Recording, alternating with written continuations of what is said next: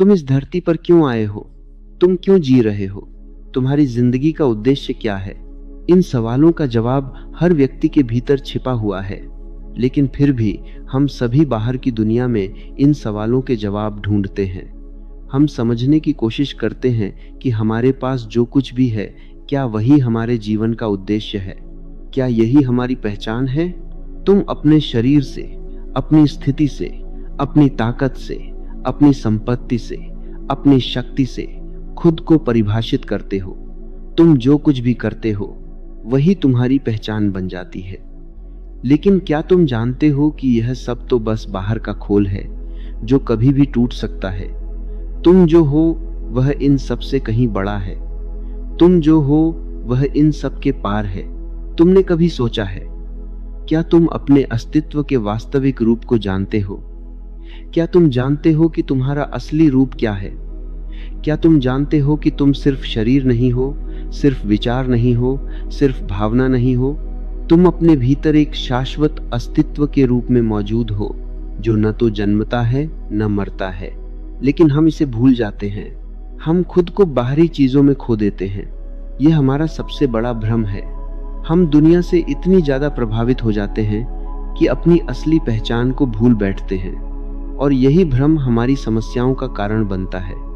हम दूसरों की आंखों से अपने आप को देखते हैं। हम दूसरों के विचारों, उनके दृष्टिकोण से अपनी पहचान बनाने की कोशिश करते हैं, लेकिन जो तुम हो वह तुम्हारे भीतर है। कोई भी बाहरी व्यक्ति तुम्हारी असली पहचान को नहीं पहचान सकता। अगर तुम चाहते हो कि लोग तुम्हें पहचाने, तो सबसे पहले खुद को पहचानो।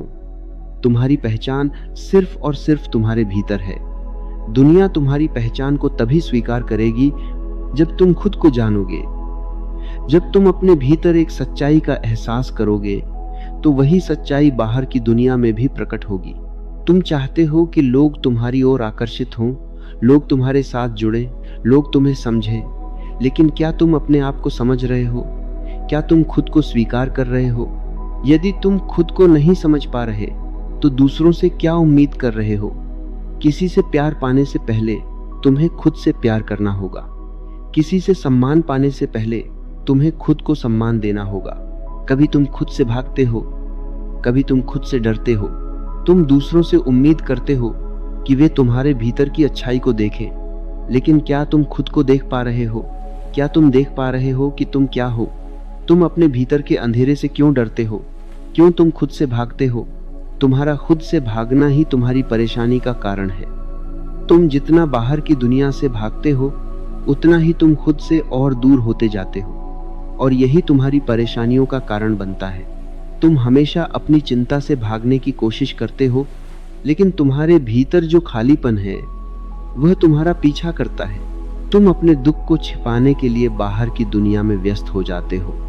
तुम किसी से बात करने लगते हो, किताबें पढ़ने लगते हो, टीवी देखते हो। तुम किसी भी चीज से अपने दुखों को छुपाने की कोशिश करते हो। लेकिन याद रखना, जब तक तुम अपने भीतर की शांति को नहीं समझोगे, तब तक यह दुख तुम्हारा पीछा करता रहेगा। तुम अपनी परेशानियों से तभी मुक्त हो सकते हो जब तुम खुद से भागना बंद कर दोगे। खुद को इतना बदलो कि लोग तरस जाएं।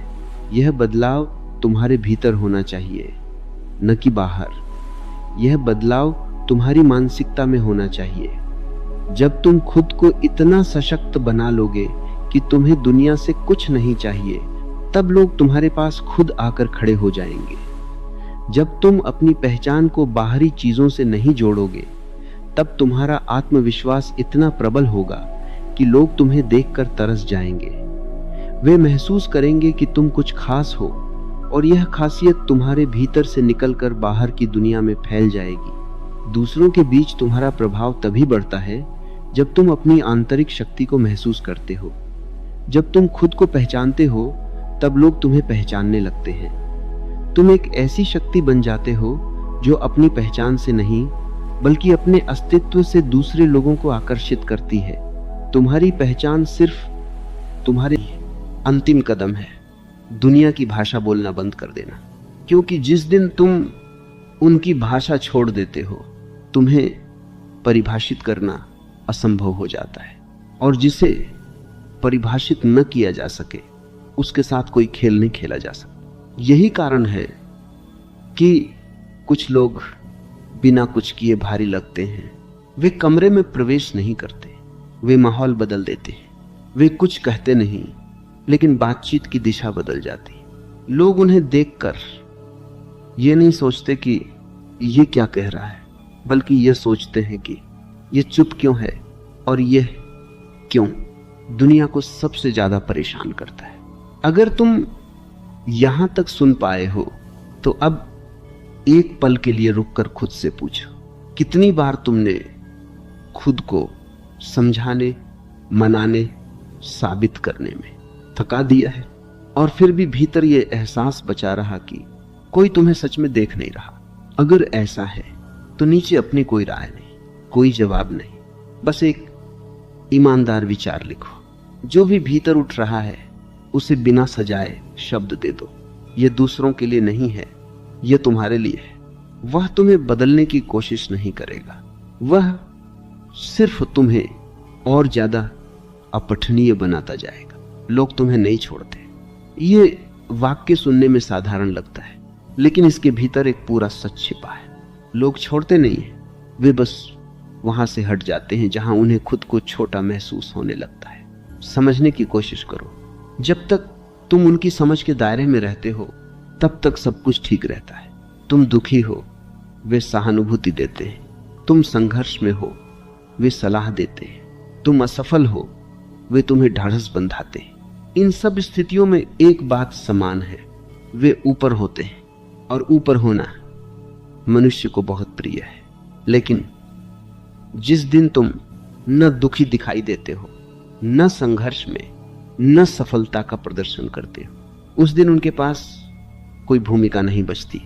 और भूमिका के बिना इंसान अपने अस्तित्व को बेकार समझने लगता है। यहीं से दूरी शुरू होती है। तुम्हें लगता है लोग बदल गए, असल में वे नहीं बदले, बदल गया है उनका स्थान। अब वे तुम्हारे सामने खड़े होकर खुद को किसी ऊंचाई पर नहीं रख सकते। वे न तुम्हें सिखा सकते हैं, न तुम्हें सुधार सकते हैं, न तुम्हें सहारा दे सकते हैं। और जहां सहारा देने का अवसर न हो, वहां अधिकतर रिश्ते अपने आप ढीले पड़ जाते हैं। दुनिया में ज्यादातर रिश्ते प्रेम से नहीं, उपयोग से बने होते हैं। यह बात कठोर लग सकती है, लेकिन यह सच है। तुम किसी के लिए उपयोगी हो, तुम्हारी उपस्थिति मायने रखती है। जिस दिन तुम उपयोग से बाहर हो जाते हो, तुम्हें अजीब चुप बदल गया, जैसे शब्द दे दिए जाते हैं। ध्यान दो, ये शब्द आरोप नहीं होते, ये बचाव होते हैं। लोग खुद को यह समझाने की कोशिश करते हैं कि तुमसे दूर होना उनकी मजबूरी थी, उनकी कमजोरी नहीं। जब कोई तुम्हें पकड़ नहीं पाता तो वह तुम्हें छोड़ने का नाम दे देता है। तुमने शायद यह भी देखा होगा कि कुछ लोग तुम्हारे आसपास रहते हुए भी तुमसे बात करना कम कर देते हैं। वे मौजूद रहते हैं लेकिन संवाद नहीं करते। ये वह अवस्था है जहां मनुष्य शारीरिक रूप से पास और मानसिक रूप से भाग चुका होता है, क्योंकि संवाद के लिए समान स्तर चाहिए। और जिस दिन तुम भीतर से स्वतंत्र हो जाते हो, उस दिन समानता टूट जाती है।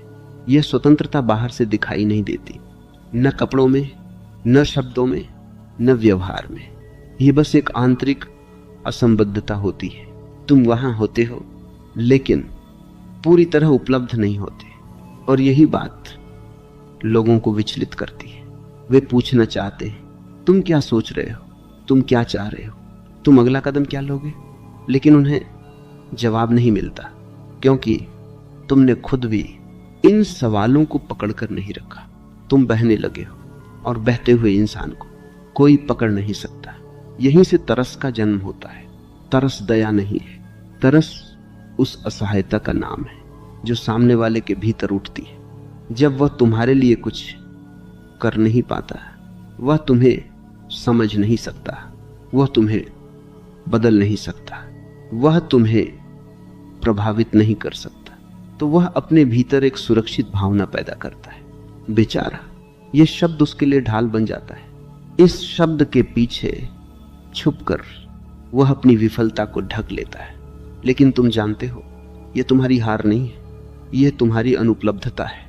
लोग उस इंसान से नहीं डरते जो आक्रामक हो, लोग उस इंसान से डरते हैं जो उनकी चालों का जवाब उनकी उम्मीद के अनुसार नहीं देता।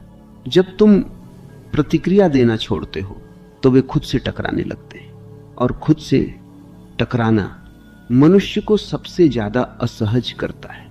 इसीलिए वे धीरे धीरे तुम्हारे आसपास कम आने लगते हैं। ऐसे वे तुम्हारी उपस्थिति से नहीं, अपने भीतर उठने वाले सवालों से बचने लगते हैं। और बाहर से ये सब बहुत शालीन दिखता है, कोई झगड़ा नहीं, कोई विवाद नहीं, बस दूरी। तुम्हें लग सकता है कि यह दूरी तुम्हें कमजोर बना देगी, लेकिन सच यह है कि यहीं से तुम्हारी वास्तविक शक्ति जन्म लेना शुरू करती है। क्योंकि जिस दिन तुम्हें पकड़ने वाले हाथ ढीले पड़ जाते हैं, उस दिन तुम पहली बार अपने भार को खुद महसूस करते हो। और जो अपने भार को स्वीकार कर लेता है वह फिर कभी हल्का नहीं होता। अगर तुम ये सब सुनकर अपने पुराने रिश्तों को, पुरानी बातचीतों को, पुरानी खामोशियों को याद कर रहे हो तो यह ठीक है। याद आना इस बात का संकेत है कि कुछ भीतर हिल रहा है। इसे रोकने की कोशिश मत करना। जब तुम प्रतिक्रिया देना बंद करते हो तो दुनिया को पहली बार यह एहसास होता है कि उसने तुम्हें कभी जाना ही नहीं था। लोग यह मानकर चलते हैं कि वे तुम्हें समझते हैं। वे तुम्हारे हंसने से, तुम्हारे गुस्से से, तुम्हारे दुख से तुम्हारा नक्शा बना लेते हैं। यह नक्शा उन्हें सुरक्षा देता है। उन्हें लगता है अब हमें पता है इस इंसान को कैसे संभालना है। लेकिन जिस दिन तुम उस नक्शे के हिसाब से चलना बंद कर देते हो, दुनिया के हाथ कांपने लगते, तुमसे कुछ कहा जाता है और तुम वैसा जवाब नहीं देते जैसा उनसे अपेक्षित था। तुम्हें उकसाया जाता है और तुम शांत रहते हो। तुम्हें नीचा दिखाया जाता है और तुम ना ऊपर उठते हो ना नीचे गिरते हो। यह कोई अभ्यास नहीं होता, यह कोई तकनीक नहीं होती, ये बस एक थकान होती है, खुद को साबित करने से थक जाने की थकान। दुनिया ने तुम्हें सिखाया था कि प्रतिक्रिया देना जरूरी है। बोलो वरना कमजोर माने जाओगे, लड़ो वरना कुचल दिए जाओगे, समझाओ वरना गलत समझे जाओगे। लेकिन किसी ने यह नहीं बताया कि प्रतिक्रिया देना ही दुनिया का सबसे बड़ा जाल है। क्योंकि हर प्रतिक्रिया तुम्हें बांधती है, हर प्रतिक्रिया तुम्हें दूसरे की शर्तों पर खड़ा कर देती। तुम वही बन जाते हो जो सामने वाला चाहता है। जब तुम गुस्सा होते हो वे जीत जाते हैं। जब तुम सफाई देते हो वे जज बन जाते हैं। जब तुम दुखी होते हो वे दयालु बन जाते हैं। हर हाल में वे ऊपर होते हैं। लेकिन जब तुम कुछ नहीं करते तो संतुलन टूट जाता है। ध्यान दो, कुछ नहीं करना आलस्य नहीं है, ये भागना नहीं है, ये कायरता नहीं है, ये उस खेल से उतर जाना है जिसे खेलने में तुम्हारी ऊर्जा खर्च हो रही थी। जिस दिन तुम बिना तय किए प्रतिक्रिया देना छोड़ देते हो, उस दिन तुम्हारा केंद्र बाहर से हटकर भीतर लौट आता है। और ये वापसी दुनिया को दिखाई नहीं देती, लेकिन उसका असर हर जगह दिखने लगता है। लोग कहते हैं अब तुम पहले जैसे नहीं रहे। वे सही होते हैं, लेकिन वे ये नहीं जानते कि पहले तुम कहाँ थे।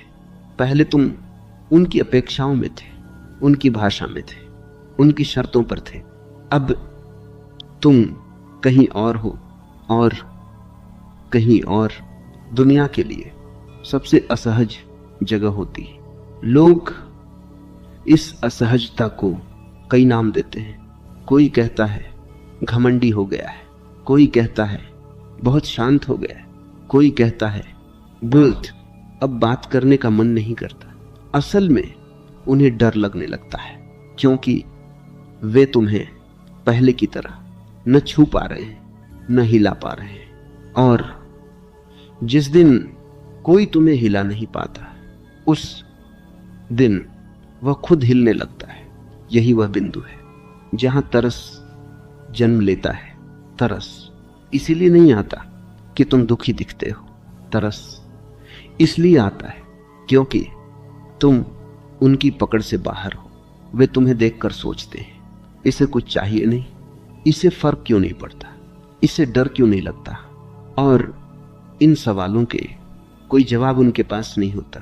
ध्यान रखना, दुनिया उन लोगों से नहीं डरती जो बहुत कुछ चाहते हैं। दुनिया उन लोगों से डरती है जिनकी इच्छाएं दिखाई नहीं देती, क्योंकि इच्छाएं दिख जाएं तो सौदा हो सकता है, डर दिख जाए तो दबाव बनाया जा सकता है, कमजोरी दिख जाए तो नियंत्रण हो सकता है। लेकिन जहां कुछ दिखाई न दे वहां दुनिया अंधी हो जाती है। तुम्हें यह भी महसूस हुआ होगा कि अब लोग तुम्हें सलाह देना कम कर देते हैं, वे तुम्हें समझाने से बचते हैं, वे तुम्हारे सामने अपनी राय रखने से पहले अपनी रुकने लगते हैं। यह सम्मान नहीं है, यह सावधानी है, क्योंकि उन्हें पता नहीं होता कि तुम किस जगह से सुन रहे हो। और ये अनिश्चितता उन्हें भीतर से कमजोर करती है। यहीं से तुम्हारी उपस्थिति भारी होने लगती है। तुम ज्यादा बोलते नहीं, लेकिन कमरे में तुम्हारी चुप्पी सबसे ज्यादा बोलती है। लोग ये नहीं समझ पाते कि तुम्हारे साथ कैसे रहे, और जो समझ नहीं पाते वे धीरे धीरे दूरी बना लेते हैं। यह दूरी तुम्हें अकेला नहीं बनाती, यह दूरी तुम्हें स्पष्ट बनाती है, क्योंकि अकेलापन भीड़ में भी हो सकता है और स्पष्टता अकेले में भी पूर्ण हो सकती है। अगर तुम यहां तक सुनते आए हो और तुम्हें लग रहा है कि यह सब कहीं तुम्हारे जीवन से जुड़ता है, तो घबराना मत। यह टूटना नहीं है, यह खुलना है। जिस दिन तुम्हें सच में समझ में आता है कि तुम्हें किसी से कुछ चाहिए ही नहीं, उस दिन भीतर एक अजीब सी शांति उतरती है। यह शांति खुशी जैसी नहीं होती, न ही संतोष जैसी। ये बस एक स्थिरता होती है, जैसे भीतर का हिलना अचानक रुक गया हो। दुनिया ने तुम्हें हमेशा सिखाया था कि चाहना जरूरी है, कुछ बनना, कुछ पाना, किसी तक पहुंचना। इच्छा को ईंधन बताया गया और बिना ईंधन के जीवन को अर्थहीन कहा गया। लेकिन किसी ने यह नहीं बताया कि इच्छा वही रस्सी है जिससे दुनिया इंसान को बांधती है। तुम कुछ चाहते हो, कोई तुम्हें आशा दे देता है। तुम डरते हो, कोई तुम्हें सुरक्षा बेच देता है। तुम स्वीकार्यता चाहते हो, कोई तुम्हें नियम थमा देता है। हर इच्छा के साथ तुम्हारे हाथ में कुछ नहीं, दूसरे के हाथ में तुम्हारी डोर चली जाती है। यही कारण है कि दुनिया उन्हें आसानी से चला लेती है।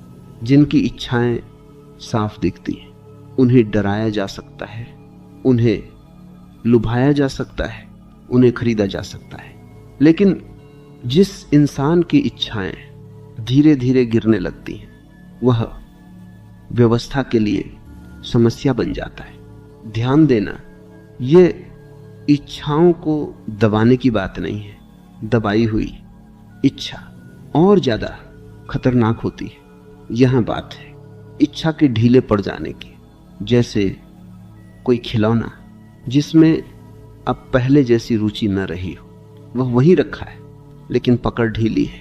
जिस दिन तुम्हारी पकड़ जीवन पर ढीली पड़ती है, उसी दिन जीवन तुम्हारे ऊपर से अपना दबाव हटा लेता है, और यह बदलाव बाहर से दिखाई नहीं देता।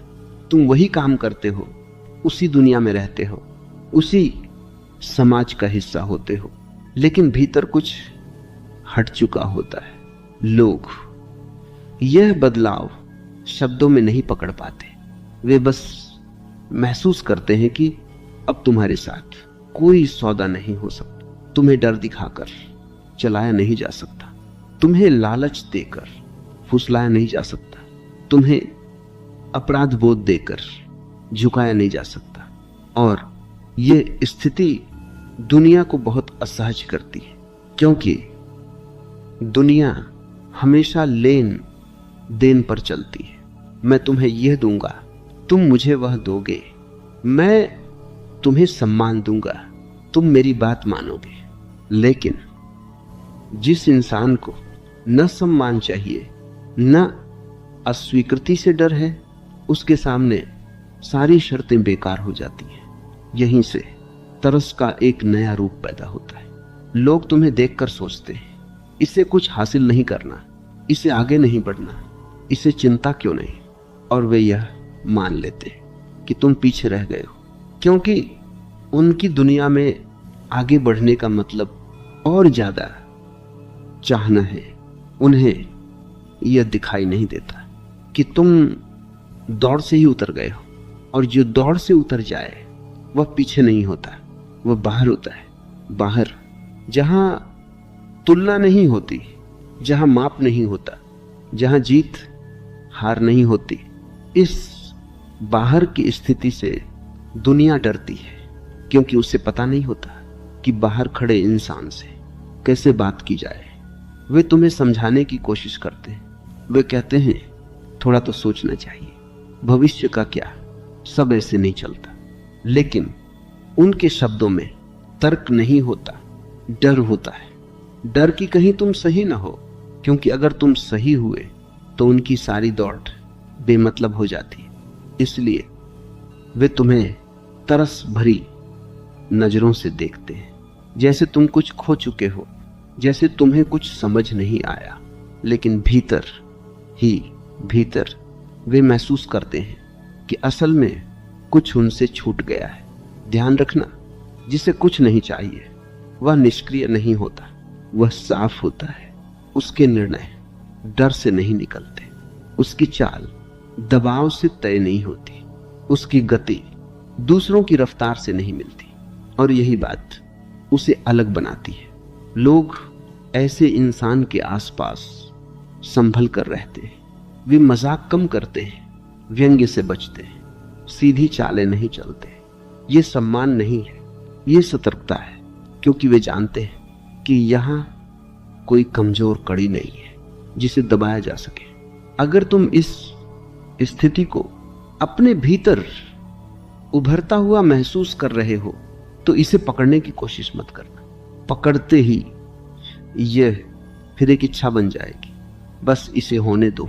तुम देखोगे कि जब इच्छा सच में गिर जाती है तो अनुपस्थिति कैसे एक नई भाषा बन जाती है, बल्कि तुम्हारे भीतर हो रही हो। तुम्हारी अनुपस्थिति को लोग गलत समझते हैं। वे सोचते हैं कि तुम पीछे हट गए हो, कि तुम थक गए हो, कि तुम हार मान चुके हो। लेकिन उन्हें यह नहीं पता कि अनुपस्थिति हमेशा भागना नहीं होती। कभी कभी अनुपस्थिति सबसे ऊंची घोषणा होती है। दुनिया को आदत है हर चीज को दिखाई देने वाली भाषा में समझने की। जो सामने है वही सच, जो बोल रहा है वही मौजूद, जो दिख रहा है वही मायने रखता है। लेकिन जीवन का सबसे बड़ा प्रभाव हमेशा दिखाई देने वाली चीजों से नहीं आता। हवा दिखती नहीं, लेकिन सब कुछ उसी से चलता है। खामोशी सुनाई नहीं देती, लेकिन शब्द उसी में जन्म लेते हैं। ठीक वैसे ही जब तुम धीरे धीरे अपनी मानसिक उपस्थिति दूसरों की दुनिया से हटाने लगते हो तो बाहर कुछ नहीं बदलता, लेकिन भीतर बहुत कुछ खिसकने लगता है। तुम फोन उठाते हो, लेकिन पहले जैसी जल्दी नहीं होती। तुम बात करते हो, लेकिन हर बात में खुद को नहीं डालते। तुम जवाब देते हो, लेकिन साबित करने की ऊर्जा नहीं लगाते। यह सब अचानक नहीं होता, यह किसी निर्णय से नहीं आता, ये बस एक थकान से जन्म लेता है। हर जगह खुद को रखने की थकान। तुमने सालों तक हर रिश्ते में खुद को रखा, हर बातचीत में अपनी सफाई दी, हर गलतफहमी को ठीक करने की कोशिश की, और फिर एक दिन तुम्हें महसूस हुआ कि तुम हर जगह हो लेकिन कहीं पूरे नहीं हो। यहीं से अनुपस्थिति शुरू होती है। तुम गायब नहीं होते, तुम बस पीछे हटते हो। जैसे कोई कलाकार मंच से एक कदम पीछे आ जाए ताकि पूरा दृश्य देख सके। और जब तुम पीछे हटते हो तो दुनिया को पहली बार तुम्हारी जगह का एहसास होता है। लोग ये नहीं कहते तुम नहीं हो, वे कहते हैं अब बात पहले जैसी नहीं रही, अब मजा नहीं आता, अब कुछ कमी लगती है। यह कमी तुम्हारी देह की नहीं होती, यह कमी तुम्हारी ऊर्जा की होती है। हर इंसान जहां भी जाता है वहां एक अदृश्य छाप छोड़ता है। कुछ लोग शोर छोड़ते हैं, कुछ लोग तनाव, कुछ लोग अपेक्षाएं, और कुछ लोग एक ऐसा संतुलन छोड़ते हैं जिसका पता उनके हटने के बाद चलता है। जब तुम उपलब्ध रहना बंद करते हो तो लोग तुम्हें याद नहीं करते, वे खुद को असंतुलित महसूस करते हैं। उनका रोज का समीकरण बिगड़ जाता है। वे पूछते हैं तुम आजकल क्या कर रहे हो, लेकिन उनका सवाल जिज्ञासा से नहीं आता, वह खालीपन से आता है। वे चाहते हैं कि तुम फिर से वही बन जाओ जो हर बात में मौजूद था, जो हर भावना को संभाल लेता था, जो हर स्थिति में अपनी जगह छोड़ देता था। लेकिन तुम अब वह जगह नहीं छोड़ते, और ये बात उन्हें भीतर से हिला देती है, क्योंकि दुनिया उन लोगों की आदी हो जाती है जो खुद को बांट देते हैं, जो हर किसी के लिए थोड़ा थोड़ा मर जाते हैं। लेकिन जो इंसान अपने भीतर लौट आता है वह किसी के लिए पूरी तरह उपलब्ध नहीं रहता, और यही अनुपलब्धता सबसे ज्यादा महसूस की जाती है। लोग तुम्हें दोष नहीं देते, वे शिकायत भी नहीं करते, वे बस एक भाव बनाते, बेचारा अकेला हो गया है। यह भाव उनकी रक्षा करता है। इस भाव के पीछे छुपकर वे यह स्वीकार नहीं करना चाहते कि असल में तुमने उन्हें छोड़ा नहीं, तुमने खुद को वापस लिया है। ध्यान दो, दुनिया उन लोगों से नहीं डरती जो लड़ते हैं, दुनिया उन लोगों से नहीं डरती जो विरोध करते हैं, दुनिया डरती है उनसे जो चुपचाप खेल से बाहर चले जाते हैं। क्योंकि लड़ने वाले को दबाया जा सकता है, विरोध करने वाले को कुचला जा सकता है, लेकिन जो खेल ही न खेले उसके साथ कोई रणनीति काम नहीं करती। तुम्हारी अनुपस्थिति लोगों को सोचने पर मजबूर करती है, और सोचना सबसे असुविधाजनक क्रिया है। वे सोचते हैं क्या हमने इसे हल्के में ले लिया, क्या हम इस पर निर्भर थे, क्या अब ये लौटेगा। और इन सवालों के बीच तरस जन्म लेता है, लेकिन ये तरस तुम्हारे लिए नहीं होता, ये उनके लिए होता है, क्योंकि उन्हें पहली बार अपनी आदत का एहसास होता है। तुमने कभी देखा है जब कोई आदत छूटती है तो मन बेचैन हो जाता है। चीज बुरी हो या अच्छी, आदत छूटना हमेशा खालीपन लाता है। तुम अब उनकी आदत नहीं रह जाते, और आदत न रहना दुनिया की नजर में खतरनाक हो जाता है। लोग ऐसे इंसान के साथ संभल कर पेश आते, वे उसे नाराज नहीं करना चाहते, लेकिन उससे पकड़ भी नहीं पाते, क्योंकि तुमने ये भी देख लिया है कि जो रुकते हैं वे अक्सर अपनी जरूरत के लिए रुकते हैं। अब तुम किसी को रोकते नहीं, किसी को मनाते नहीं, किसी को समझाने की जिम्मेदारी नहीं लेते। और ये उदासीनता नहीं है, यह परिपक्वता है। यह समझ कि हर इंसान अपनी यात्रा पर है और तुम किसी की यात्रा के नियंत्रक नहीं हो। यही समझ तुम्हें हल्का बनाती है, और हल्के इंसान से दुनिया डरती है, क्योंकि उसे पकड़ने के लिए कोई वजन नहीं मिलता। अब अगर कोई तुम्हें देखता है और तरस खाता है तो वह असल में अपने भीतर की कमी को देख रहा होता है। उसे लगता है कि तुमने कुछ खो दिया है, लेकिन उसे यह नहीं दिखता कि तुमने कितना कुछ उतार दिया है। उम्मीदें, डर, पहचान, दिखावा और सबसे ज्यादा झूठा बोझ। तुम अब जीवन को ढो नहीं रहे, तुम उसमें चल रहे हो और यही अंतर सब कुछ बदल देता है। यह अंत नहीं है, यह किसी नई शुरुआत का वादा भी नहीं है, यह बस एक ठहराव है जहां